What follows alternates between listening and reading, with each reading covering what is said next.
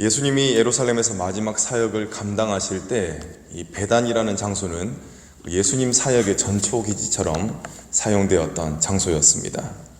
그리고 이곳은 죽었다가 다시 살아났던 나사로가 거처했던 곳이었습니다. 나사로는 예수님의 능력으로 다시 살아났습니다. 예수님 덕분에 목숨을 얻었으니 나사로 가족들이 예수님께 감사를 표하는 마음이 얼마나 크겠습니까? 기쁨이 얼마나 크겠습니까? 그래서 나사로의 가정은 예수님을 모시고 잔치를 벌였습니다. 이 잔치에 예수님과 제자들은 참석했습니다. 그런데 잔치가 진행되는 가운데 나사로의 동생인 마리아가 이 향유를 가져다가 그것을 깨뜨리고 예수님의 발에 붓습니다. 그리고 자기의 머리털로 예수님의 발을 열심히 깨끗하게 닦아내는 것이었습니다.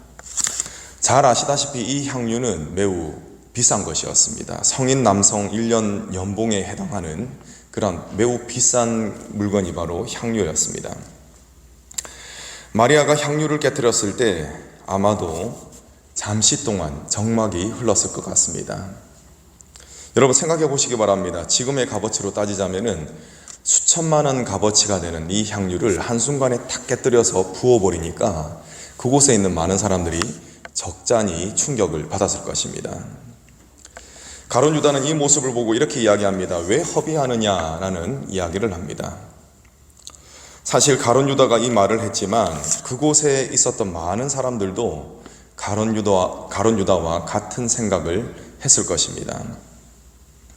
마리아의 이 행동은 유다를 비롯한 많은 사람들의 눈에는 어리석어 보였습니다. 그러나 주님의 눈에는 어떻게 보였겠습니까? 많은 사람들의 눈에는 어리석어 보였던 이 행동이 주님의 눈에는 아름답게 보였다라는 것입니다. 그렇다면 왜 예수님은 향유를 깨뜨려 드렸던 이 마리아의 행동을 아름답게 보셨을까요? 단도직입적으로 답을 드리자면 예수님을 사랑하는 마음으로 그 행동을 했기 때문에 그렇습니다. 사랑으로 행했기 때문에 그렇습니다. 이 사랑의 행동이 사람들의 눈에는 어리석어 보였습니다. 왜냐하면 자신의 행동으로 인해서 손해볼 것을 전혀 계산하지 않기 때문에 그렇습니다. 그런데 여러분 이 사실을 아십니까? 정말 사랑한다면 계산하지 않는다라는 사실을 말입니다. 잘 아실 것입니다. 피 끓는 청춘 남녀가 있다고 가정을 해보겠습니다. 이 둘이 정말 사랑한다면 상대방의 어떤 조건을 따지지 않습니다. 네가 나한테 최신형 스마트폰을 사주면 내가 뽀뽀 10번 해줄게 이러지 않는다는 것입니다. 다 해주고 싶을 겁니다. 조건보다 사랑이 앞서기 때문에 그렇습니다. 또 잠시 여러분들의 자녀를 생각해 보시기 바랍니다. 자녀를 위해서 어떤 일을 하실 때 손해본다는 느낌을 받으십니까? 물론 속을 많이 썩이면 그런 때도 조금은 있겠죠. 그런데 그러지 않을 것입니다. 우리 최 장로님 그리고 이 장로님 손주가 이제 갓난쟁이 손주가 있죠. 그 손주를 한번 생각해 보시기 바랍니다. 만약에 우리 장로님께서 왕이라면은 이 나라의 절반이라도 주고 싶다 이런 마음을 가지실 것입니다. 분명 그렇습니다.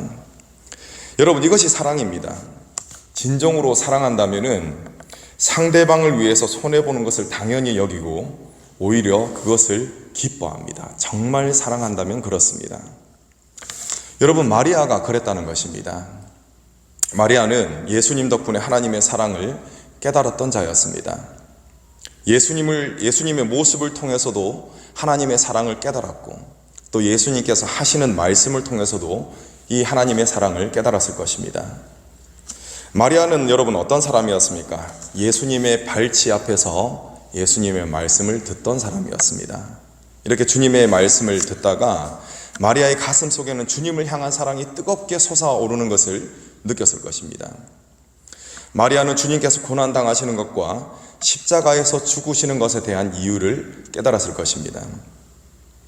자신을 향한 하나님의 사랑, 우리 주님의 사랑을 깨달았던 마리아는 더 이상 이성적일 수가 없었습니다. 마리아는 주님을 너무나 사랑했기 때문에 이해 득실을 따지면서 더 이상 주판을 튀길 수가 없었다는 것입니다. 주님의 사랑을 깨달은 마리아는 주님을 뜨겁게 사랑하게 되었고 또 그런 마리아에게 있어서 향유는 더 이상 드리기에 아까운 것이 아니었습니다. 그렇기 때문에 단숨에 깨어서 드렸던 것이죠. 그런데 여러분, 가룟 유다는 어떻습니까? 가룟 유다는 주님과 가까이 있었으면서도 주님의 사랑은 깨닫지 못했습니다. 여러분, 예수님과 함께 있었던 그 시간을 한번 따져볼까요?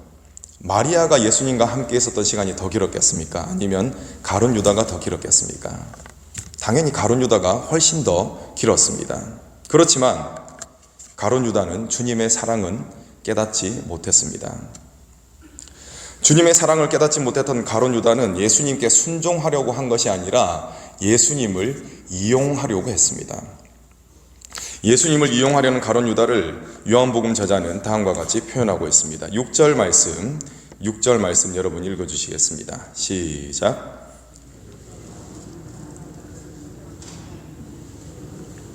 동계를 맞고 거기 넣는 것을 훔쳐 가미르라.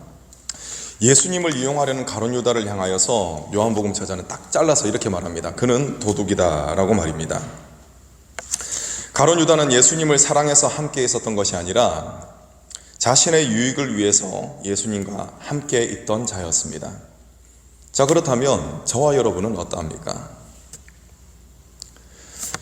비록 우리의 몸이 교회에 있고 제 아무리 많은 일들을 감당하고 있다 할지라도 그 일을 주님을 사랑하는 마음으로 하지 않는다면 아무 소용이 없는 것입니다.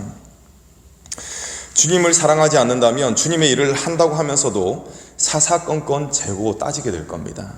그리고 누군가가 이 일을 알아주지 않는다면 서운하게 될 것이고 나는 더 이상 그 일을 하지 않을 것이다 라고 스스로 또 다짐하게 될지도 모를 일입니다. 또 내가 이만큼 많은 일을 했어 라고 하면서 자신의 의를 자랑하게 될 수도 있습니다. 그럴 확률이 매우 큽니다. 여러분은 어떠십니까? 여러분들의 섬김의 동기는 무엇입니까?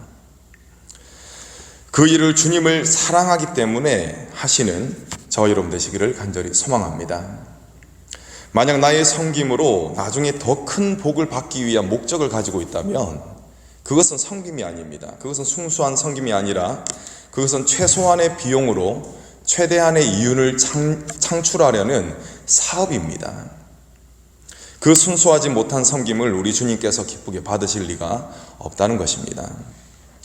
순전히 사랑하기에 우러나오는 그 섬김을 우리 주님께서는 기쁘게 받으십니다. 마리아의 사랑을 진하게 느끼셨던 예수께서는 마리아가 했던 이 일을 기념하여 간직하라 이렇게 말씀을 하셨습니다. 마리아가 했던 일은 이 정도로 예수님에게 큰 기쁨을 드렸던 것입니다. 예수께서는 이처럼 사랑으로 행한 섬김을 기억하시는 것입니다. 여러분, 우리 주님께서는 오늘도 마리아처럼 주님을 사랑함으로 섬기는 자들, 이러한 사람들을 찾으시는 줄로 믿으시기 바랍니다. 우리가 감당하고 있는 일들을 다시금 점검하기를 원합니다. 나는 무엇 때문에 이 일을 하고 있나? 주님을 사랑하기 때문에 그 일들을 감당하시는 저와 여러분 되시기를 간절히 소망합니다. 기도하시겠습니다.